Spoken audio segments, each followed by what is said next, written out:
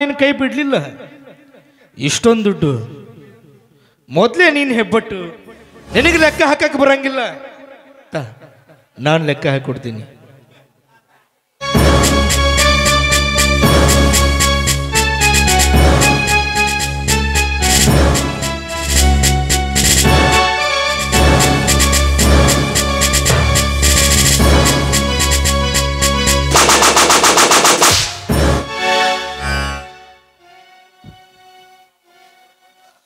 ಧರ್ಮ್ಯ, ಈಗ ನೀನು ಹೋಗ್ತಾ ಇರೋದು ಬೀದಿ ಬೀದಿ ಅಲ್ಲಿದ್ದು ಬಸ್ ಸ್ಟ್ಯಾಂಡಲ್ಲಿ ಭಿಕ್ಷೆ ಬಿಡೋದಕ್ಕೆ. ಇಷ್ಟೊಂದು ದುಡ್ಡು ನೋಡಿ ಯಾರ ನಿನ್ನ ಚುಚ್ಚಿಕೊಂಡು ಬಿಟ್ರೆ ದುಡ್ಡಿಗೋಸ್ಕರ ಪ್ರಾಣ ಕಳ್ಕೊಂತೀಯೇನು? ಬೇಡ, ತಗೋ ಈ 10 ರೂಪಾಯಿ ತಗೋ. ಈ 10 ರೂಪಾಯಿ ತಗೊಂಡು ಇಬ್ರು ಗಂಡ ಹೆಂಡತಿ ಹೊಟ್ಟೆ ತುಂಬ ಊಟ ಮಾಡಿ ಸುಂದರವಾದ ಸಂಸಾರ ಮಾಡ್ರಿ. ತಗೋ ತಗೋ.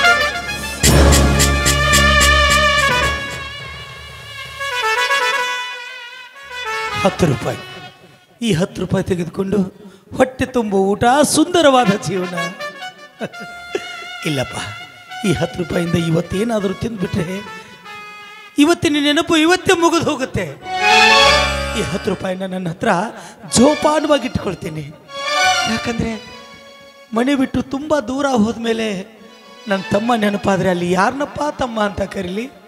ಅದಕ್ಕೋಸ್ಕರ ನನ್ನ ತಮ್ಮ ನೆನಪಾದಾಗೆಲ್ಲ ಈ 10 ರೂಪಾಯಿದಲ್ಲೇ ನನ್ನ ತಮ್ಮನ ಕಾಣ್ತಾ ಜೀವನ ಮಾಡ್ತೀನಿ. ಬಾ ಸಾವಿತ್ರಿ.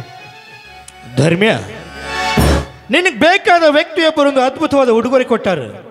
ಕೊಟ್ಟಂತ ವ್ಯಕ್ತಿ ಯಾರು, ಇದರಲ್ಲಿರೋ ಅದ್ಭುತವಾದ ಉಡುಗೊರೆ ಏನು ಅಂತ ಗೊತ್ತಾಗಬೇಕಾದ್ರೆ ನೀನೇ ಬಿಚ್ಚಿ ನೋಡು.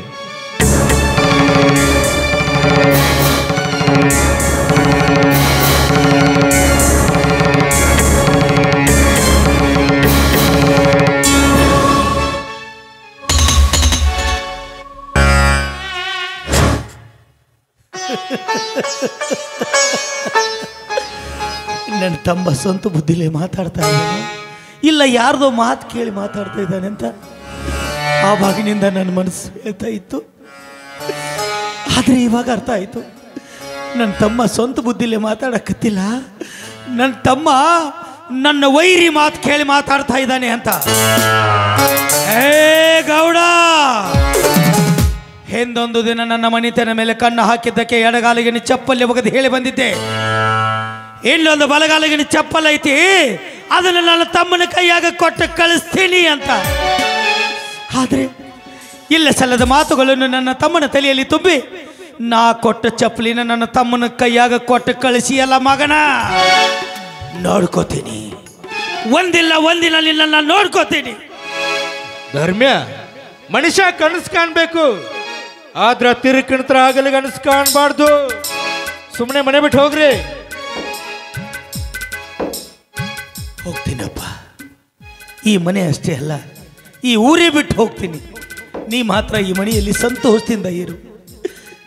ಹಗಲಿರಲು ನಿನ್ನ ಸಂತೋಷನ ಬಯಸಿದವನು ನಾನು. ಮನೆ ಬಿಟ್ಟು ಹೋಗ್ತೀನಿ.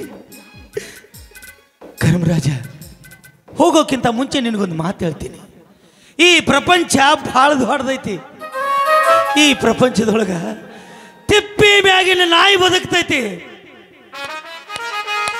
ನಾವಿಬ್ರು ಗಂಡ ಹೆಂಡತಿ ಬದುಕುವುದಿಲ್ಲೇನೋ. ಹೋಗ್ತೀನಪ್ಪ. ಅದಕ್ಕೆ ಬಲ್ಲವರೊಂದು ಮಾತು ಹೇಳ್ತಾರೆ, ನಿಧಿ ಇದ್ದ ಮನೆಯಾಗ ಇದಿ ಹೊಕ್ಕ ಮೇಲೆ ಅದ ಯಾರನ್ನೂ ನಿಂದಿರಿಸಿಕೊಡುವುದಿಲ್ಲ, ಅದು ಮನೆ ಖಾಲಿ ಮಾಡಿಸ್ತಾನೆ ಇರ್ತೈತಿ. ಇವತ್ತು ನನ್ನ ಖಾಲಿ ಮಾಡಿಸೈತಿ, ಇನ್ನೊಂದು ಸ್ವಲ್ಪ ದಿನದಾಗ ನಿನ್ನೂ ಖಾಲಿ ಮಾಡಿಸ್ತೈತಿ. ಇದೀ ನಿಮ್ಮ ತಪ್ಸಕ್ಕೆ ಯಾರಿಂದಲೂ ಸಾಧ್ಯ ಇಲ್ಲಪ್ಪ. ಈ ಮನೆ ಆಸ್ತಿ ಅಂತಸ್ತು ಯಾವುದು ಬೇಕಾಗಿಲ್ಲ, ಎಲ್ಲಾದರೂ ಬದುಕೊಳ್ತೀನಿ. ನಿನಗೊಂದು ಮಾತು ಹೇಳ್ತೀನಿ, ಈ ಮನೆ ಅಂದ್ರೆ ಹೆಂಗೆ ಗೊತ್ತೇನ? ಈ ಮನೆ ಅಂದ್ರೆ ಅಡಿವ್ಯಾಗ ಒಂದು ದೊಡ್ಡ ಮರ ಇದ್ದಂಗೆ, ನಾವೆಲ್ಲ ಹಕ್ಕಿ ಪಕ್ಷಿಗಳಿದ್ದಂಗೆ ಚಂತ್ಯಾನ ತಿರುಗಾಡ್ಲಕ್ಕೆ ಹೋಗ್ತೀವ, ಹೊತ್ತು ಮನೆಗೆ ಬಂದು ಆ ಗಿಡದಾಗ ಕುಂಡಿರ್ತೀವಿ. ಒಂದು ವೇಳೆ ಆ ಗಿಡದ ಯಜಮಾನ ಗಿಡನ ಕಡ್ದ ಅಂದ್ರೆ ಮತ್ತೊಂದು ಗಿಡದಾಗ ಹೋಗ್ಕೊಂಡಿರ್ತೀವಿ. ಹಂಗ ಈ ಮನೆ ಅನ್ನೋದು ಹಂಗ. ಇವತ್ತು ಈ ಮನೆ, ನಾಳೆ ಆ ಮನೆ, ನಾಡ್ದ ಇನ್ನೊಂದು ಮನೆ, ಕೊನೆಗೆ ಹೋಗೋದು ಮಣ್ಣಾಗಿನ ಮನಿನ. ಆಯ್ತಪ್ಪ, ನೀ ಸಂತೋಷದಿಂದ ಇರ್ತೀನಂದ್ರೆ ನಾನು ಏನು ಮಾಡೋದಕ್ಕೂ ಸಿದ್ಧಾಗಿದ್ದೀನಿ. ಮನೆ ಬಿಟ್ಟು ಹೋಗ್ತೀನಪ್ಪ.